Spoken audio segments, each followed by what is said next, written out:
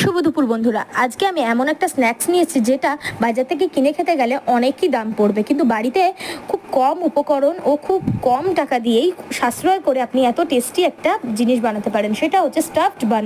তার জন্য প্রথমেই ময়দার উপরে কিছুটা পরিমাণ দিয়ে দেবেন নুন, চিনি, ইস্ট আর ভালো করে একটু তেল দিয়ে মাখিয়ে অল্প অল্প জল দিয়ে একটা ডো তৈরি করে রেখে দিন। এরপর কি স্টাফটা তৈরি করার পালা। তার জন্য আলু সিদ্ধটাকে খুব ভালোভাবে ঘষে তার উপরে কাঁচা পেঁয়াজ, চিলি ফ্লেক্স, জিরে বাটা সব দিয়ে নুন চিনি দিয়ে ভালো করে মেখে রেখে দিন। এরপর ইস্টটা যে দিয়েছেন দেখবেন টোটা একটু ফুলে উঠেছে। এরপর একটু মোটা মোটা চারটে লেচি কেটে মোটা করে বেলে নিতে হবে, বেশি পাতলা করলে কিন্তু হবে না, মোটা করেই বেলতে হবে। এরপর কি মাঝখান থেকে আলু স্টাফিং দিয়ে আপনাদের যেরকম শেপ দিতে চান সেরকম শেপ দিয়ে হালকা একটু বেলে নেবেন যাতে আটকে যায়, ভেঙে না যায়।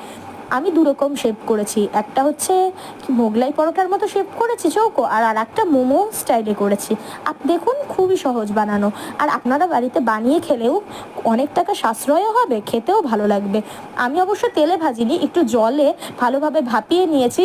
যখন দেখবেন ফুলে উঠেছে তখন উপর থেকে হালকা হালকা তেল বা ঘি ব্রাশ করে দেবেন, তাতে তেলটাও কম লাগবে আর খেতে তো দুর্দান্ত লাগেই। এইটা কেমন লাগলো অবশ্যই কমেন্টে জানান, আর ভালো লাগলে লাইক, সাবস্ক্রাইব, শেয়ার এবং ফলো করে দিতে কিন্তু একেবারে ভুলবেন না। যে এইটুকুই, টাটা।